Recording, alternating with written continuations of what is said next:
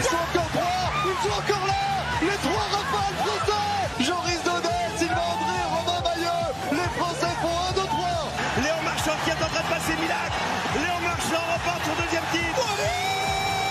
Champion olympique avec un nouveau record olympique. Ça y est, c'est fait pour lui. Après les désillusions de Londres, de Rio et de Tokyo, pour lui faire Prévost, champion olympique de VTT cross-country. C'est la 5e balle de match. C'est celle-là qui compte. L'équipe de France est double championne olympique. Oh, le truc délirant.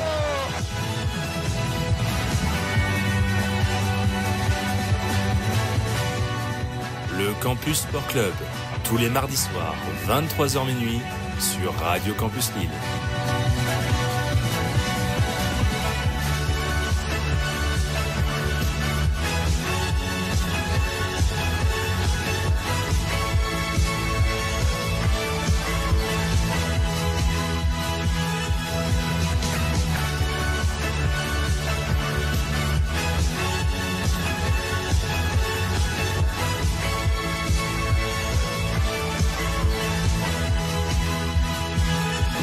Et bonsoir à toutes et à tous, auditeurs, auditrices de Radio Campus Lille. J'espère que vous allez bien. Ça commence. On met déjà des R dans les mots là où il n'y en a pas. C'est Adrien Fedeli avec un R en son milieu et on se retrouve pour une nouvelle émission du Campus Sport Club. Et j'ai fait durer ce générique jusqu'au bout pour la rentrée. Bonne année 2025 à celles et ceux qui nous écoutent. On s'est absenté un petit peu. On a laissé profiter les fêtes. Yann, juste avant, Chrysanthème a pu faire sa spéciale à Noël. On a ensuite laissé place à l'équipe entière de Radio Campus pour le Nouvel An, qui tombait aussi un mardi soir. Donc on est de retour en ce mardi 7 janvier pour la suite de cette saison 4. Et quand je dis nous, je ne suis jamais seul. Avec moi pour m'accompagner autour de la table, trois messieurs, un qui est un peu moins en forme que les deux autres, ce qui paraît. Il va peut-être nous prouver le contraire, on va voir. On va essayer de leur booster, d'accord ? On va l'encourager tous ensemble. C'est Mathis. Comment tu vas, Mathis ? Ça va très bien, je suis en pleine forme. J'aime bien. Excuse-moi de t'attaquer tout de suite, j'en profite. Pas de problème. À moi, quand on me donne des filons comme ça en off avant l'émission, je m'en sers. Hein. L'animateur a tous les droits. Et face à toi, face à nous aussi, pour ce soir, c'est Jean, qui a l'air un peu plus énergique, même s'il a eu sa petite larme tout à l'heure. Il va nous dire pourquoi tout à l'heure aussi. Moi, j'ai pas besoin de bluffer, je suis en pleine forme. Un peu triste, comme tu l'as dit, mais en pleine forme. Ouais, mais triste sport. Hein, sportivement, bien sûr. Oui. Au-delà de ça, Oui, tout oui. va très bien. Oui, Très heureux d'être avec vous. Par exemple, il n'y a rien à voir avec un Jean-Marie. Enfin, on n'est pas triste de. Non, on n'est pas là-dessus. On est une émission de sport et seulement de sport. Voilà. On n'en dira pas plus. Et pour finir, Martin, qui finira en plus cette émission. Comment tu vas, Martin ? En pleine forme aussi, bien reposé pendant les vacances. Ouais. Vous êtes reposé. Ouais. Bien sûr. Ouais. Il y a un peu d'activité physique ou pas ? Parce nous, on fait les journalistes, on parle de sport, on connaît tout sur le sport. Est-ce qu'on fait du sport ici ? Évidemment. Ouais. On fera une émission peut-être à hors-série si on veut, juste un peu en mode cocooning, où juste on parle de nos hobbies, de nos activités sportives. De nos exploits. Et ouais. Ouais, alors, exploits. Ouais, on va parler de la coupe départementale Poussin, ça va être magnifique. Voilà. Et en tout cas, on va pas parler plus longtemps de nous, on va parler d'autres exploits, d'exploits sportifs. Comme toutes les semaines, on va démarrer avec les résultats. On marque le coup d'envoi de cette émission. Tout de suite, place aux résultats dans le Campus Sport Club.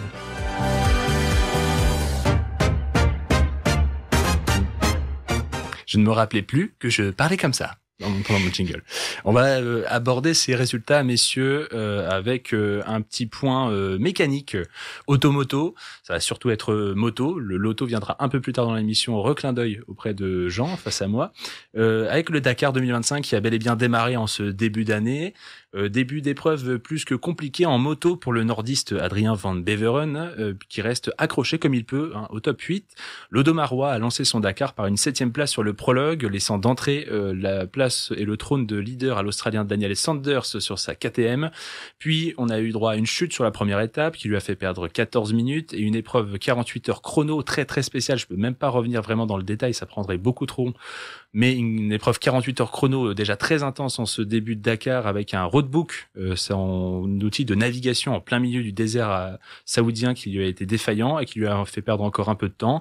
Mais VBA, comme on le surnomme, a limité la casse ce mardi sur la 3e étape où il a quand même encore chuté, mais s'est rattrapé grâce cette fois à une bonne navigation. Comme quoi, le voilà donc 8e à 21 minutes 18 secondes de Sanders. Et puis, Pour finir quand même ce petit volet Dakar, très très rapidement, un petit point auto, on reparlera de lui plus tard, mais notre grand espoir de victoire français, Sébastien Loeb, est d'ores et déjà hors course, victime de tonneaux ce mardi lors de la 3e étape, qui lui ont fait perdre plus d'1 heure sur la concurrence. L'Alsacien a perdu bien plus que ça au final. La FIA, la Fédération internationale, a jugé que son véhicule était inapte à repartir et l'a donc disqualifié. Cet abandon intervient 24 heures après celui de Carlos Sainz, qui était le tenant du titre. C'est presque dommage donc de savoir ça.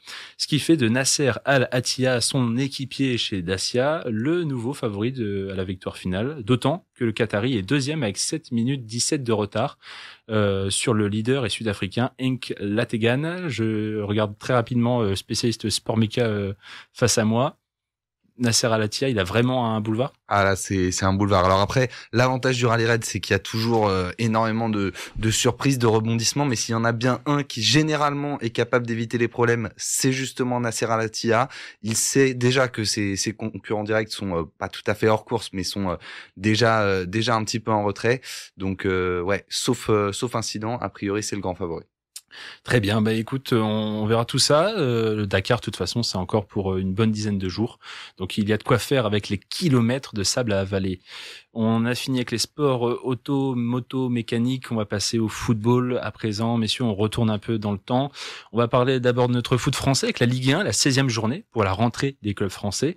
La belle opération du week-end était à donner à l'Olympique de Marseille, vainqueur au Vélodrome dimanche soir face au Havre 5-1. Alors que Monaco, lui, avait perdu 18 décembre dernier à domicile, et on en reparlera un peu plus tard. Là aussi, reclin d'œil cette fois à Mathis, qui nous réservera une chronique un peu spéciale pour cette rentrée. Marseille se retrouve seul dauphin des Parisiens, alors que Lille a manqué l'occasion samedi de monter sur le podium en concédant le nul à domicile face à Nantes 1-1.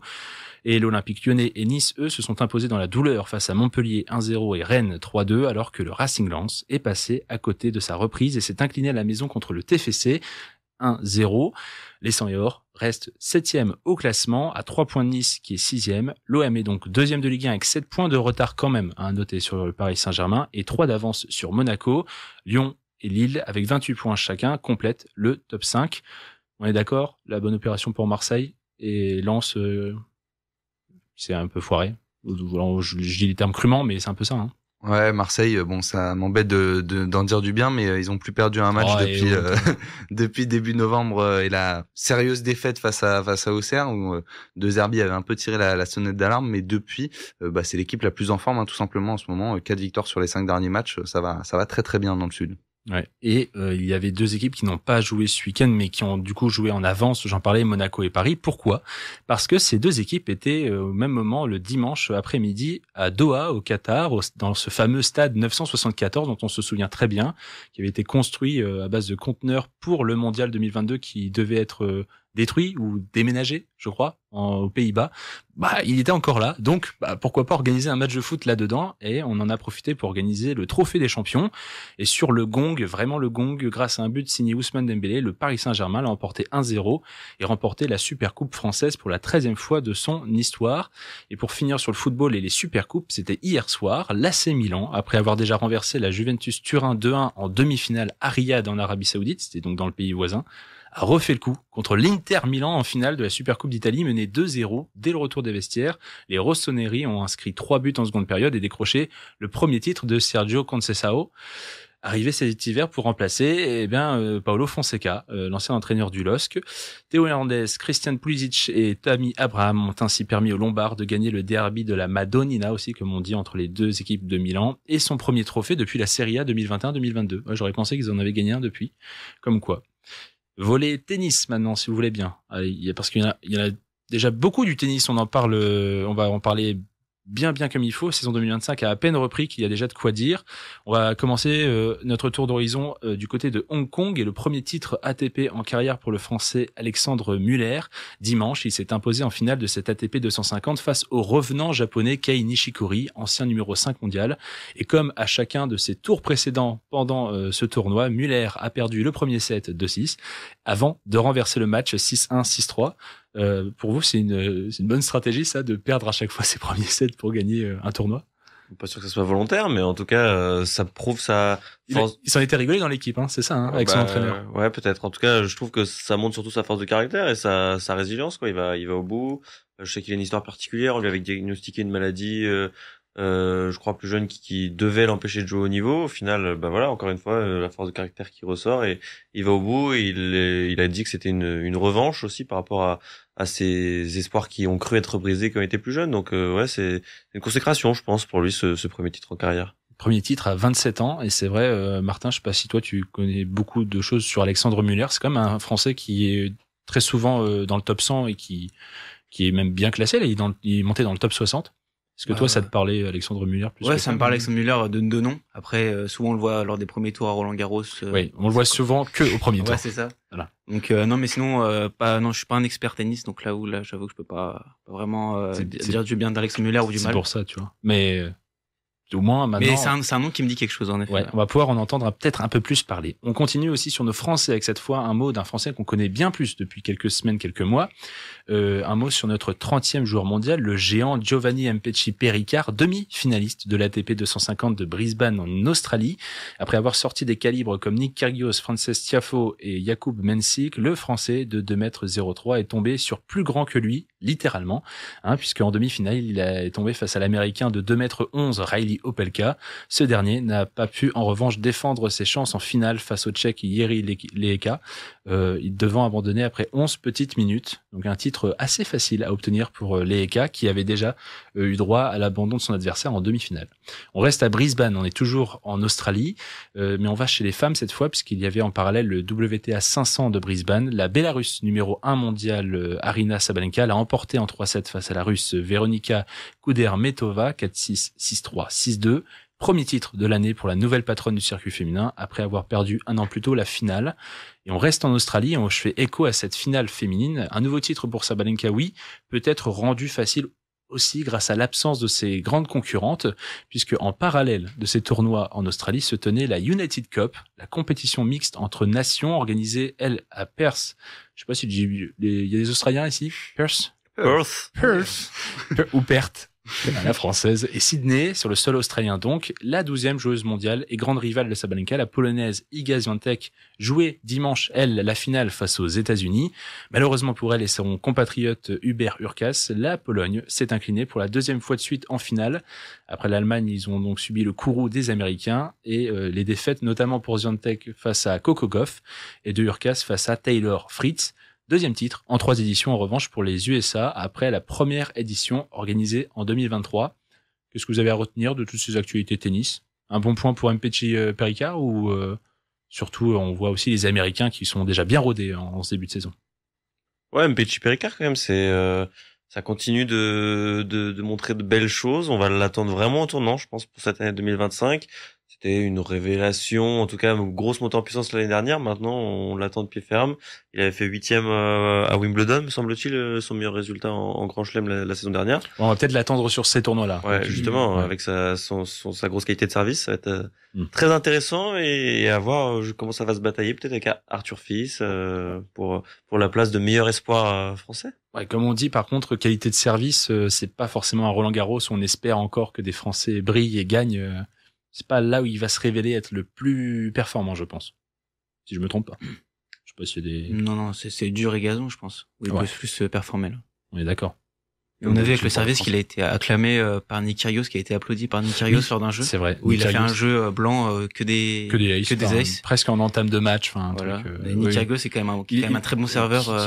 Qu'il a même encensé en parlant de lui comme l'un des meilleurs serveurs, si ce n'est le meilleur serveur qu'il n'ait jamais eu à affronter, alors qu'il a croisé des Karlovic, Isner, Raonic, et donc qui parlent peut-être pas à ceux qui nous écoutent, qui n'y connaissent pas grand-chose en tennis, mais pour ceux qui s'y connaissent, ils vont dire ah ouais quand même.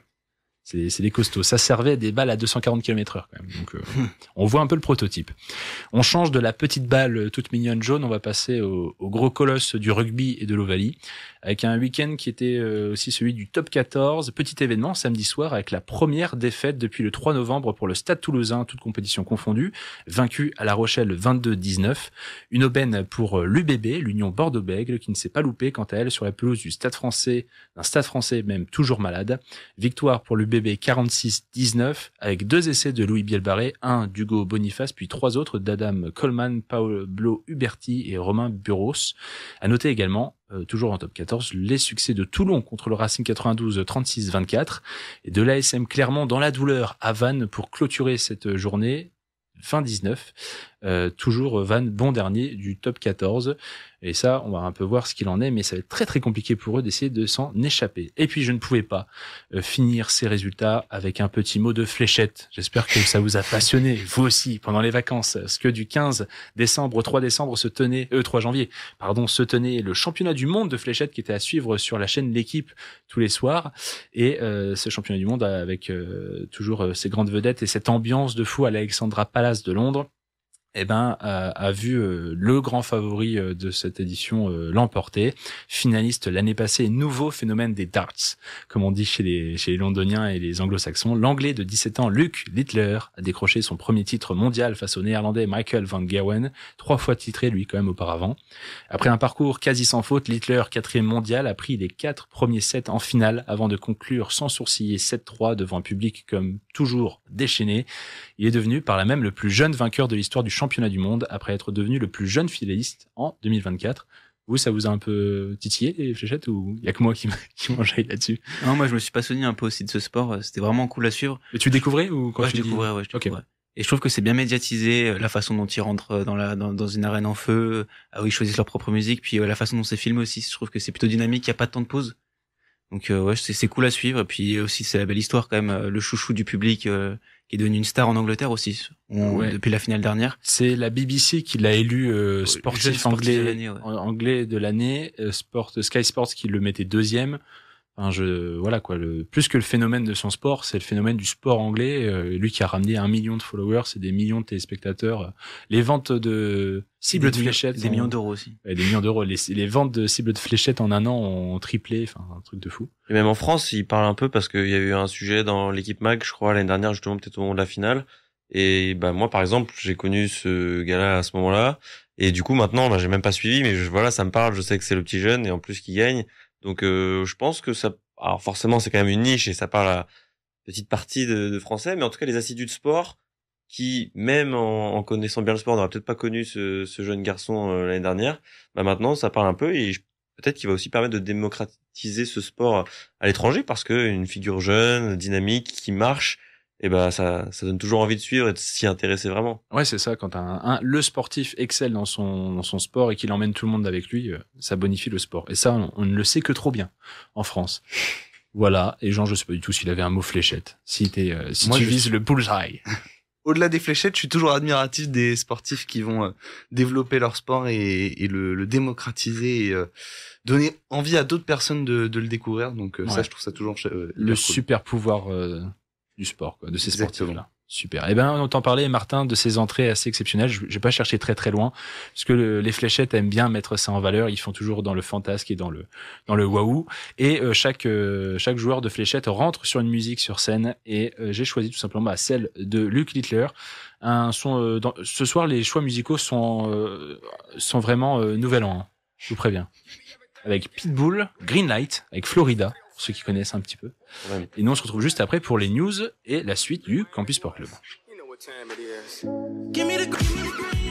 Green Night avec Pitbull et Florida, voilà, pour vous accompagner pour cette première musique du Campus Sport Club. J'espère que vous allez toujours bien, campusiens, campusiennes. On va pouvoir avancer après les fameux résultats. Je me dirige vers les habituelles news avec, pour commencer, une info qui risque de bien agiter l'année 2026. Après les résultats, c'est l'heure du tour d'actualité des événements marquant la semaine dans les news du Campus Sport Club.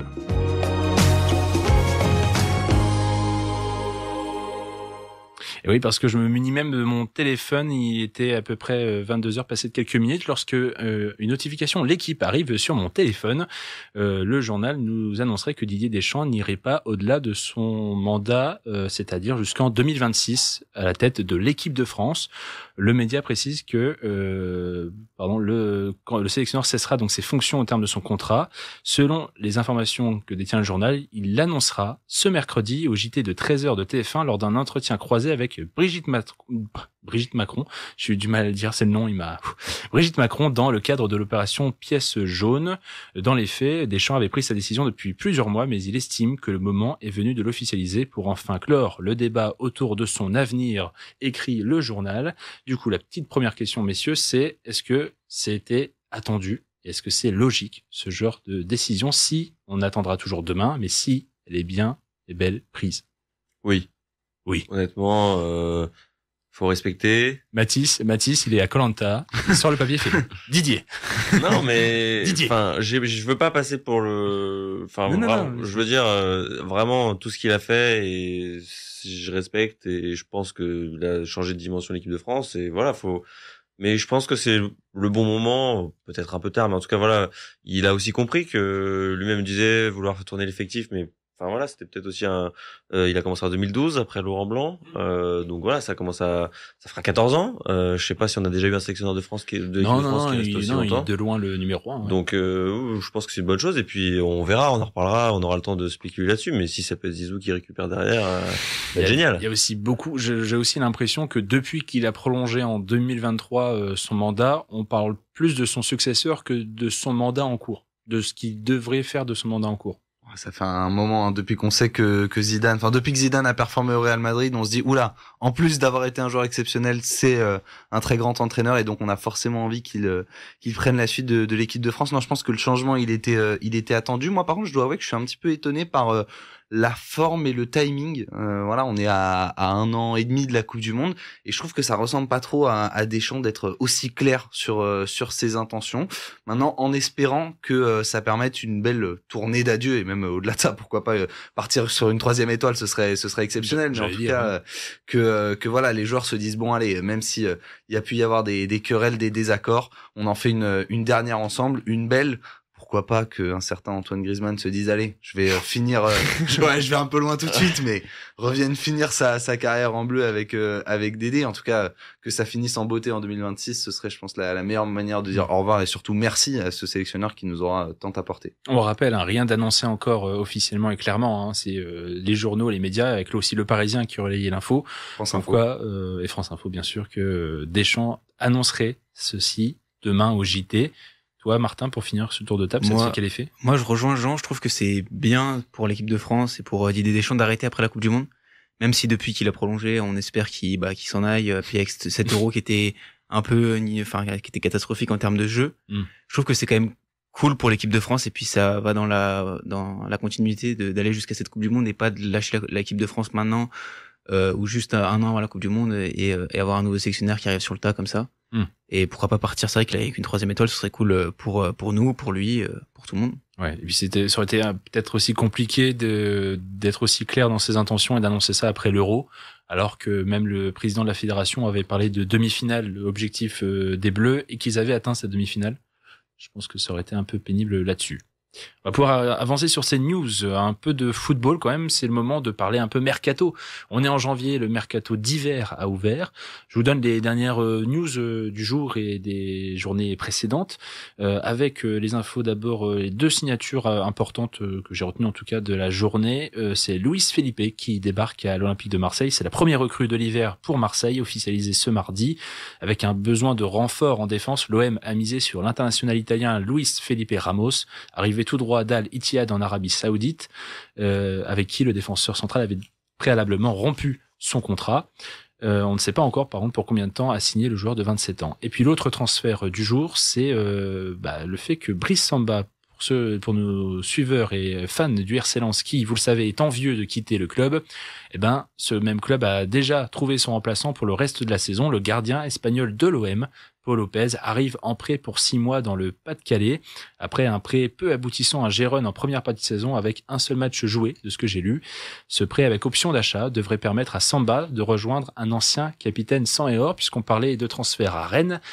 Pour fêter le nouvel an, le Stade Rennais a mis les petits plats dans les grands et officialisé l'arrivée de l'ancien Lensois Seko Fofana, un joueur que désirait Jorge Sampaoli, le coach argentin, ancien coach de l'OM. Il y a beaucoup de connexions OM Lens, décidément. Alors que le milieu a dû démissionner dans le même temps de son rôle d'administrateur au Racing. Voilà pour ses premiers transferts. Déjà, vous, ça va là-dessus, c'est trouver ça C'est peut-être la situation Brice Samba qui interpelle plus que les signatures, en fait. Et moi, je trouve que Samba, Paul Lopez lance paire au change. Oui. Moi aussi, qui ai vu on a vu, j'en parlais avec des collègues de la Voix du Nord. A priori, Paul Lopez était le gardien qui, la saison passée, fait perdre le plus de points à son équipe. Voilà. À prendre avec des pincettes, parce qu'on fait dire ce qu'on veut aux stats. Mais c'est vrai que Brice Samba restait quand même la grande valeur sûre de ce Racing en ce début de saison. Et puis c'est assez rare, un capitaine qui te navire en milieu de saison. Enfin, ça interpelle quand même. Il y a des choses qui se sont passées. Je sais pas avec Will, avec les dirigeants. En tout cas, il a été même actif sur les réseaux sociaux. Enfin, je sais pas, ça ressemblait pas à l'image en tout cas que j'avais moi de Samba, qui semblait attaché à son équipe, à son Stade Bollaert, à voilà cette connexion qu'il y avait vraiment avec le club. Là, on l'a senti détaché, plus dans les buts depuis 2-3 matchs. Bah voilà, peut-être il a trouvé son nouveau projet. Un temps soit peu, le transfert a été bloqué aussi. Enfin voilà, beaucoup de rebondissements. Pour lui, de toute façon, faut qu'il joue. Numéro 2 de l'équipe de France, le numéro 3, il pousse derrière. Donc, faut qu'il continue à jouer s'il veut garder cette place. Ils seront plus rivaux maintenant, enfin en tout cas plus dans les clubs directement rivaux, mais ouais, enfin ça m'a interpellé quand même cette situation autour de Brice Samba. Et encore un mot de transfert en Ligue 1 et un autre gardien, c'est après 24 ans passés à l'Olympique Lyonnais, des plus jeunes catégories au joutes professionnel, Anthony Lopez a rompu son contrat en commun accord avec l'OL et s'est engagé avec Nantes, avec qui il a joué son premier match face au LOSC ce week-end lors du nul à Pierre-Mauroy. Un autre mot de football français aussi, la prolongation de Luis Castro à Dunkerque. Le coach portugais de l'USLD a prolongé son contrat d'1 année supplémentaire pour le porter jusqu'en juin 2027. Une belle récompense pour lui alors que son équipe joue les premiers rôles en Ligue 2 et reste en lice en Coupe de France. Il y a une dernière petite info mercato que je m'étais quand même noté, c'est qu'après l'avoir déjà annoncé en début de saison, l'Égyptien Mohamed Salah a de nouveau fait part de son proche départ des Reds de Liverpool, avec qui il est en fin de contrat en juin prochain. Où pourrait-il rebondir selon vous, un top club européen ou direction l'exotisme pour le gaucher de 32 ans? Le Paris Saint-Germain, avec grand plaisir. Allez, j'en étais sûr. Allez. Ouais, sérieusement, oui, le Paris reste une des vraies valeurs. Parler un peu de Real parce qu'on parle de montants forcément déjà importants, donc il y a du monde au Real. Voilà, il y a du monde. Il est un peu vieux. Et l'exotisme ici, il y en a qui sont pour le voir partir en MLS, en Arabie Saoudite. Je pense pas. Non, on n'est pas pour, mais non, est-ce que vous l'imaginez? Ouais. Je pense qu'il a encore un gros contrat à décrocher en Europe avant d'y aller. À 32 ans. Ouais. Puis il a un ballon d'or aussi à aller chercher là.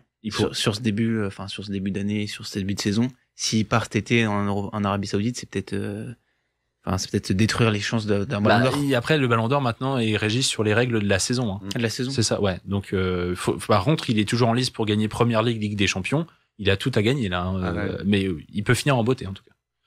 Voilà. Bon, à voir ce que va nous réserver. En tout cas, pas de départ en janvier. On n'aura pas trop à s'inquiéter normalement sur ce point de vue-là. Un peu de news rugby, et comme pour l'été dernier, elles sont pas super réjouissantes ces nouvelles-là. Sorti blessé face à La Rochelle, le verdict est tombé pour l'international français et ancien capitaine du 15 de France, Charles Olivon.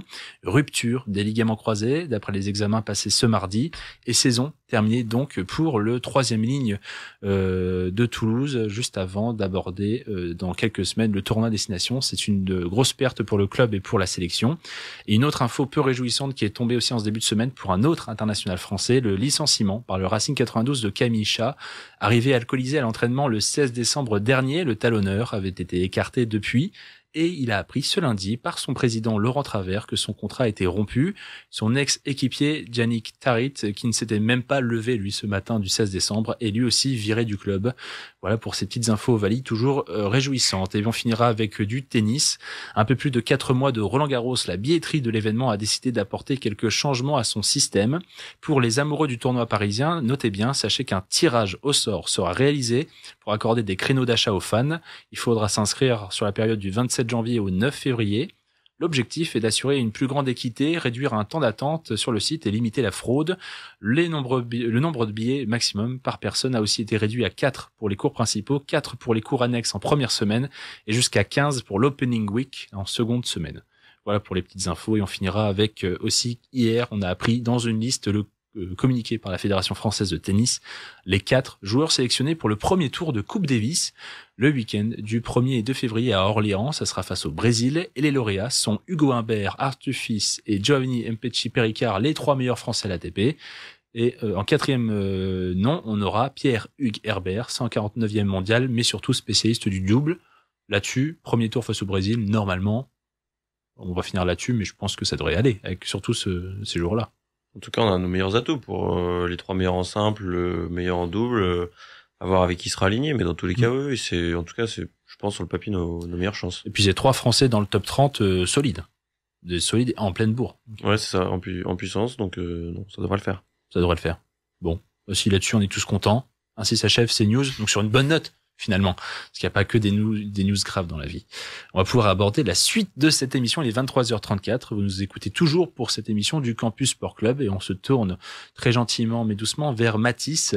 Puisqu'on parlait tout à l'heure de Monaco PSG, on a un tout petit peu teasé, mais c'est quoi cette histoire et tout? Il y a une chronique qui va arriver. J'ai proposé, Mathis, une rétrospective sur les vacances de Noël. Si vous avez bien mangé, vous avez bien bu, mais que vous n'avez pas du tout regardé ou suivi le sport, Mathis s'est chargé de faire le travail pour vous du 18 au 31, c'est ça? Absolument, on va faire ça chronologiquement, chronologiquement, tranquillement, avec chaque jour son info, même 2. Des fois, t'as été gentil, t'en as glissé une fois. Il y a un jour, il y a 2 infos. Oh là là, il est gentil. Donc pour nous aussi, séance de rattrapage en fait, si on a loupé, et puis on pourra interagir évidemment, hein, Jean et Martin. On va pas le laisser causer tout seul, nous raconter. En fait, il va nous raconter ses vacances. Donc voilà. Donc Mathis, j'ai pas de son, j'ai pas d'effet VX, mais retour dans le passé, 18 décembre. Il y avait un match de Ligue 1 donc. Absolument, Paris qui a remporté le choc de la Ligue 1 contre Monaco sur le score de 4-2.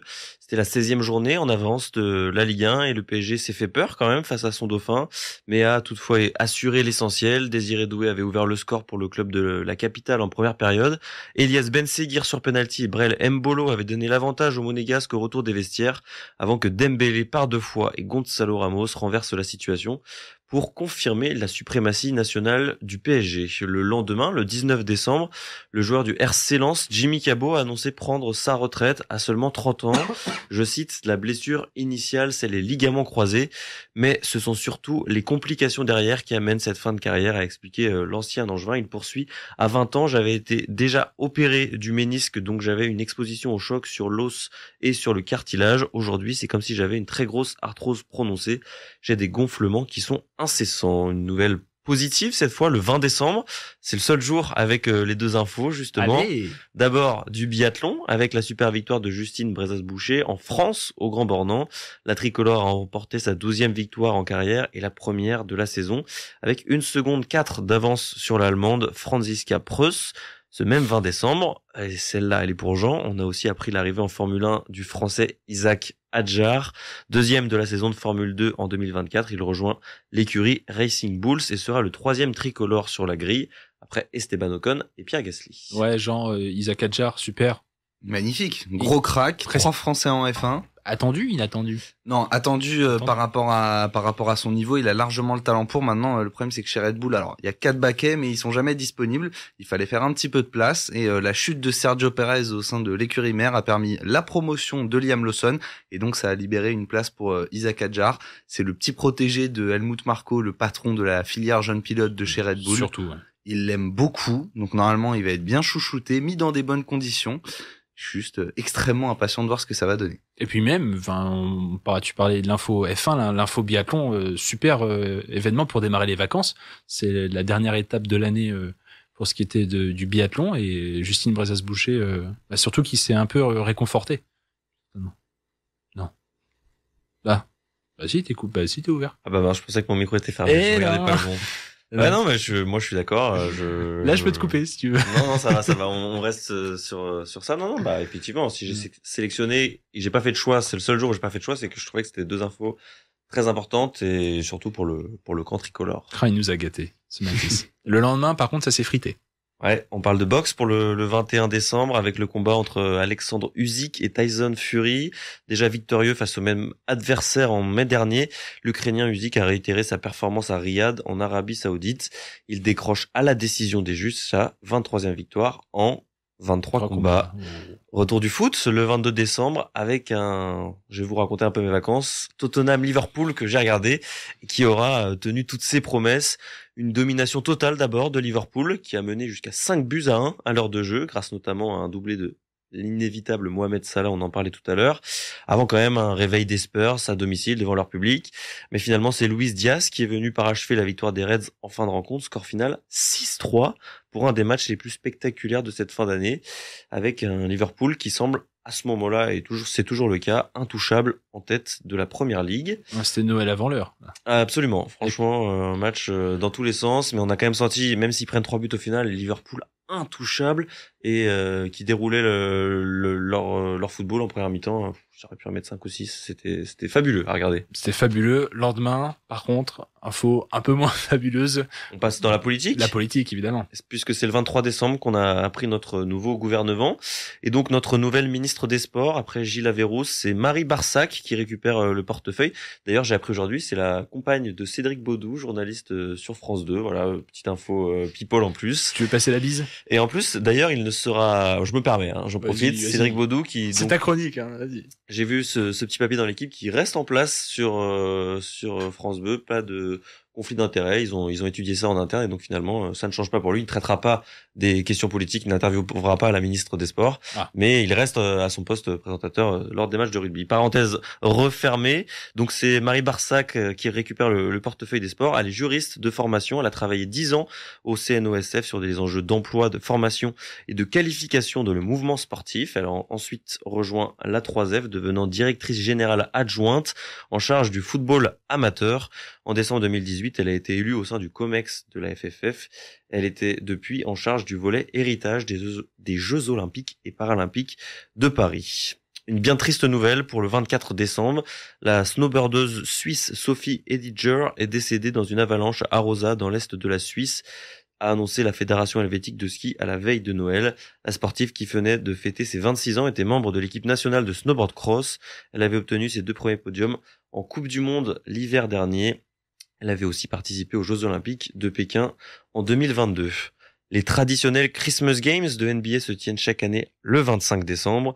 Pour sa première participation à l'événement et dès sa 2e saison outre-Atlantique, Victor Wembanyama a brillé dans l'enceinte mythique du Madison Square Garden.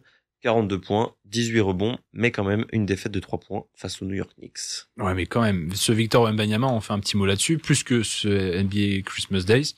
On le sent vraiment en forme olympique. Mais pour avoir en plus assuré les JO, je trouve déjà qu'il confirme les attentes. Il a un niveau très haut et en plus il sort d'une saison, d'un été déjà très mouvementé. Là-dessus, là, on va parler du All-Star Game, même plus simplement. Ouais.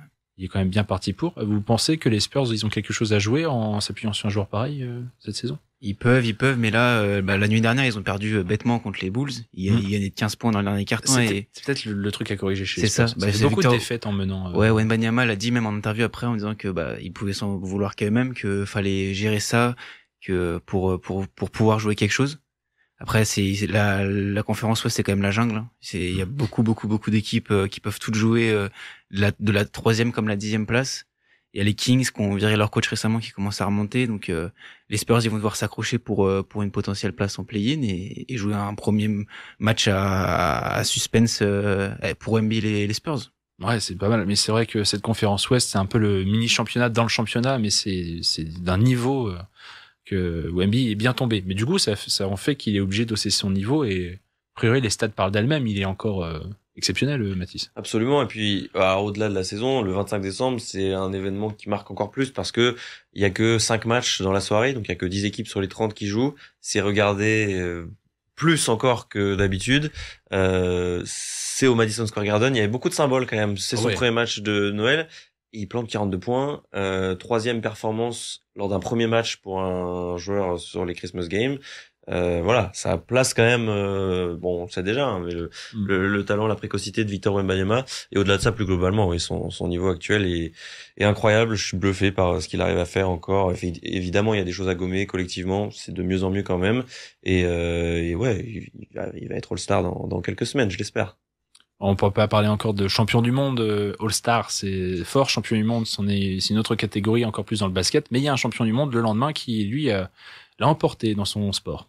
Effectivement, le 26 décembre, le coureur néerlandais Mathieu Van Der Poel a remporté le le cyclocross, je vais y arriver, de Gavert en Belgique avec 26 secondes d'avance sur le Belge Michael Van Toerenhout. C'était sa 3e victoire consécutive en 4 jours après 2 autres succès en Belgique à Zonhoven et Mol.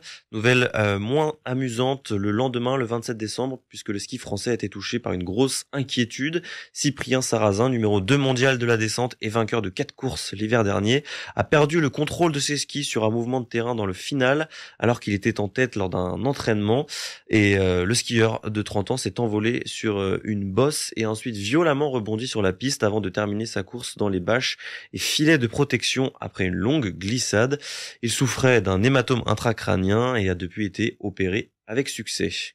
Le 28 décembre, un choc de top 14 était au rendez-vous. Le premier Bordeaux-Bègles défiait Toulon, 3e du championnat.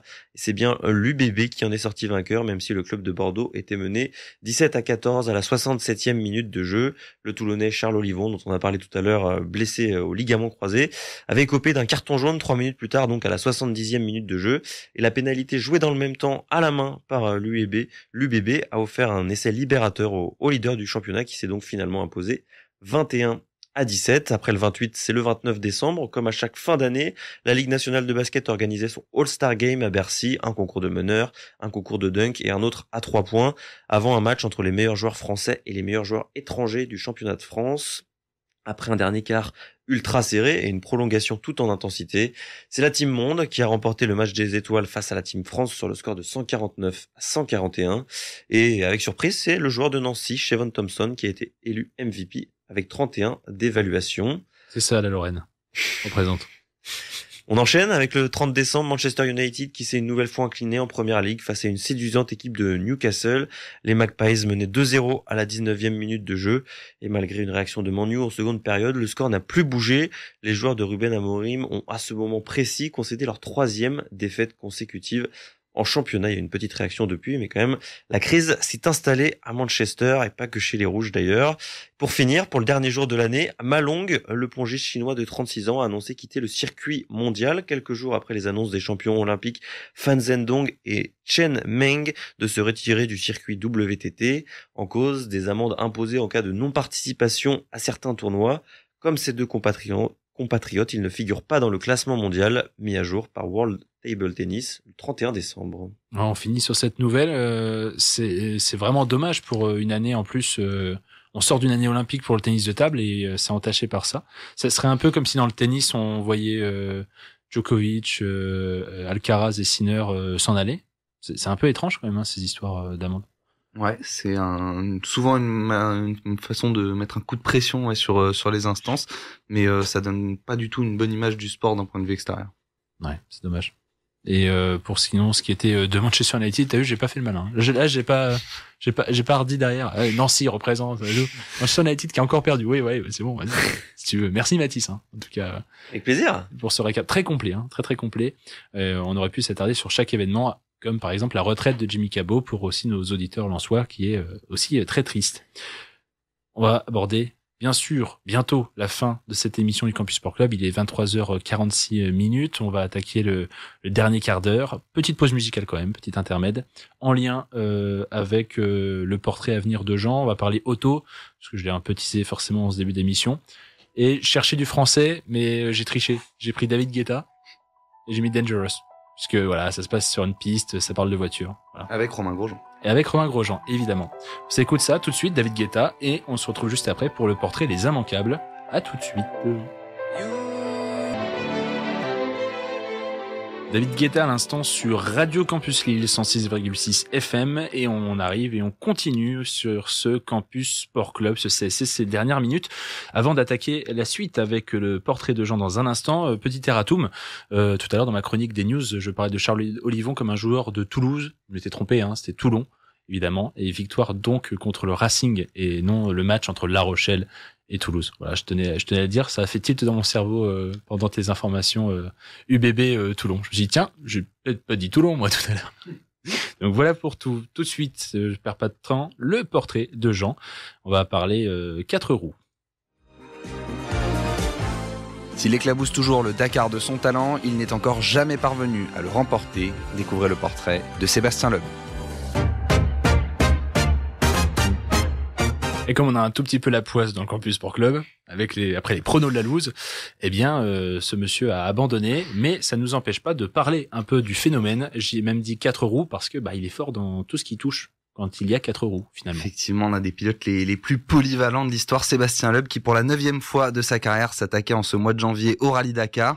Et comme chaque année, j'ai envie de dire, ça ne s'est pas passé comme prévu. Alors normalement, la classique Sébastien Loeb, c'est bien démarrer en gestion dans le top 3, puis perdre 2 heures dans des problèmes mécaniques avant de cravacher en deuxième semaine, d'enchaîner les victoires d'étape et d'échouer à 3/4 d'heure de Carlos Sainz ou Nasser Al-Attiyah, les experts de la discipline. Cette année, il n'aura même pas eu le temps de signer un scratch, un meilleur temps sur une spéciale, abandon dès la 3e étape ce mardi. Néanmoins, le Dakar est bien la seule course qui lui résiste.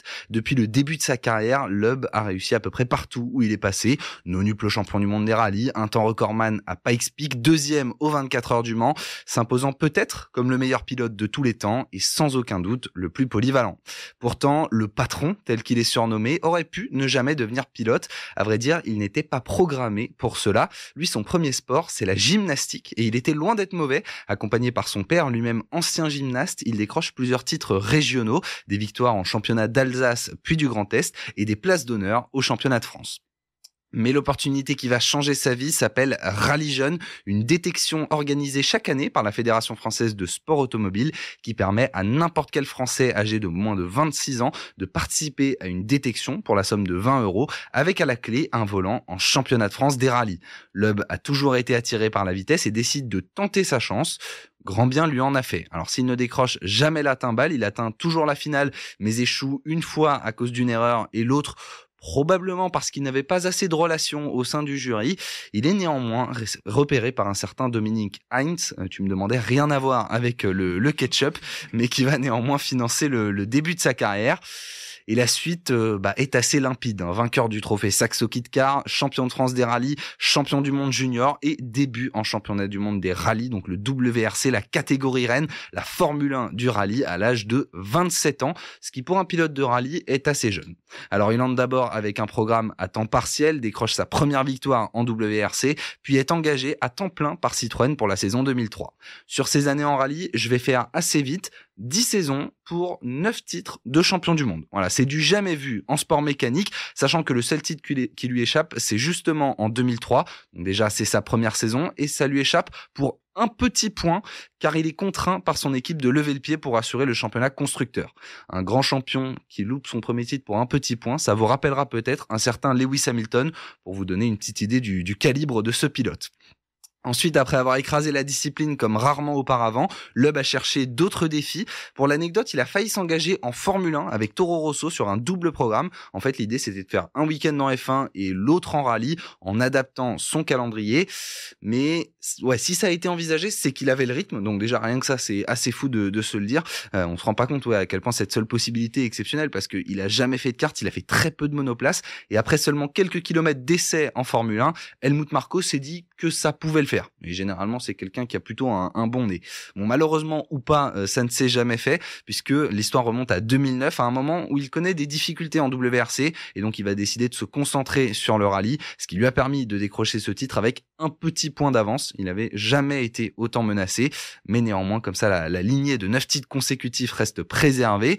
Pour autant, le circuit l'a toujours attiré. Il prend part à 2 reprises au championnat de WTCC, qui était le championnat du monde des voitures de tourisme, et termine 2 fois 3e. Il a également fait plusieurs apparitions en Porsche Carrera Super Cup ou bien en GT. Bon, en gros, c'est pas l'élite du sport automobile, mais c'est très respectable. Si on veut faire une comparaison footballistique, c'est un petit peu comme la Conference League.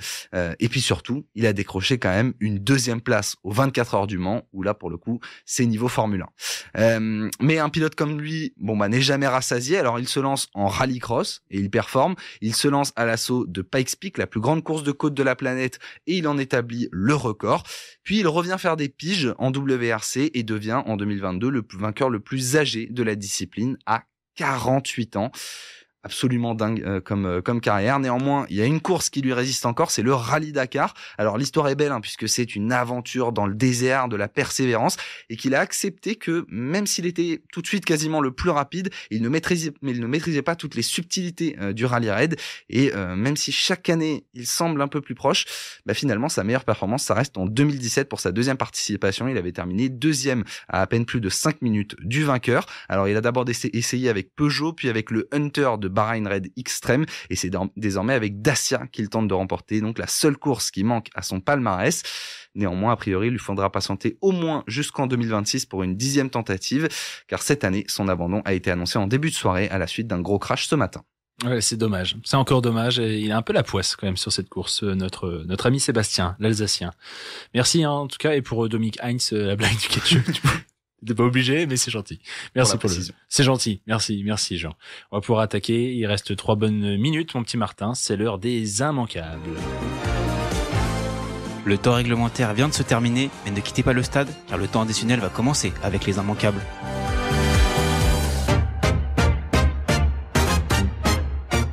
Et temps additionnel, il reste 3 minutes. C'est ça, je vais commencer avec les événements qui vont se dérouler durant l'entièreté de la semaine, et pour continuer dans le portrait de Sébastien Loeb, la course Rallye Dakar donc qui va se dérouler chaque jour de la semaine sauf vendredi qui est un repos, avec demain notamment la 4e étape entre Al Anekaya et Alula avec une distance totale de presque 600 km. C'est à suivre sur la chaîne L'Équipe. Le deuxième événement que vous pouvez suivre jusqu'à mercredi prochain, l'arrivée est programmée selon L'Équipe, c'est le Vendée Globe avec pour l'instant comme leader Charlie Dalin qui est suivi de près par Johan Richomme. C'est à suivre sur le site internet de la course. On passe désormais au foot avec notamment des matchs de Coupe nationale durant le milieu de la semaine. Demain soir, le Barça se déplace à Bilbao pour affronter l'Athletic pour la demi de la Super Coupe d'Espagne. Ce sera à suivre à 20h sur L'Équipe. Et jeudi soir, ce sera au tour du Real de jouer sa demi-finale contre Majorque à 20h également sur la chaîne L'Équipe. Et pour une autre coupe en nationale qui est en Angleterre, ce sera à 21h sur BeIN 2. Il y aura un spectaculaire Tottenham-Liverpool. Notre ami chroniqueur pourra se délecter de ce spectacle 6-3 en championnat en espérant voir autant de buts. Pour ce qui est du week-end foot en France, vendredi soir, notre équipe lilloise se déplace à Auxerre pour continuer leur magnifique série de non-défaites qui date depuis la défaite à Saint-Etienne. C'est un match à regarder sur DAZN à 21h. Samedi soir en prime time, un choc Stade Rennais contre l'OM à 21h sur DAZN. Dimanche à 15h, Le Havre reçoit Lens. Et pour finir ce week-end, le Parc des Princes recevra Saint-Etienne. Pour ce qui est du basket cette nuit, à 3h30, on parlait de Wembanyama.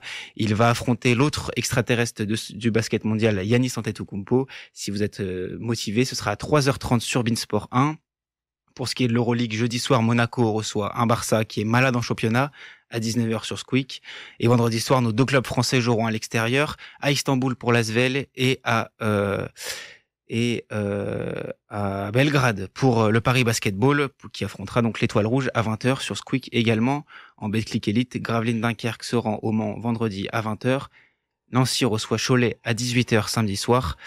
Et dimanche à 16h30, le Portel se rend à Limoges pour un match du bas de classement.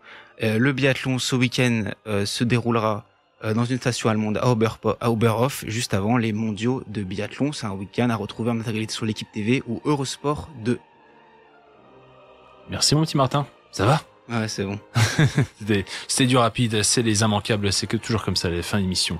Ça met un peu le stress. Merci à toi pour cette petite chronique. Merci Jean pour Loeb. Merci à toi. Loeb, c'est fini. Comme ça, au moins, il fallait en parler aujourd'hui, tu vois. Voilà, on est bon pour le timing et à l'année prochaine. Et à l'année. C'est triste. Dit comme ça, c'est triste. Et merci Mathis. Merci à toi, Adrien. Déjà pour ta présence, ton charisme. Et puis la rétro, soit en passant. Voilà. Merci à celles et ceux qui nous ont écoutés ce soir. Le Campus Sport Club faisait sa rentrée 2025 et on se retrouve la semaine prochaine, même jour, même heure. D'ici là, je vous dis, sportez-vous bien. Bye bye tout le monde.